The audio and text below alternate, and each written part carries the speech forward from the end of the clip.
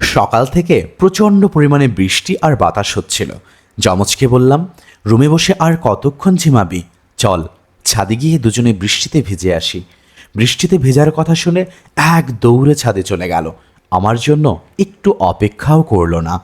আমি গিয়ে দেখি ছাদের উপরে থাকা একটা ভাঙা খাটে মাথার নিচে ড্রামের মুখ বালিশ বানিয়ে শুয়ে আছে। জিজ্ঞাসা করলাম, ব্যথা পাচ্ছিস না? সে আমায় বলল সে নাকি দারুণ উপভোগ করছে বৃষ্টির মাঝে শুয়ে থাকা। এরপরে শুরু হলো তার বাচ্চা সুলভ আচরণ। ছাদের পানিতে বসে পড়ে, আমার দিকে পানি ছুঁড়ে মারে, আরও নানান ধরনের দুষ্টমি। ছাদে বসে পড়ে সন্ন্যাসের ভাব ধরে বসে আছে।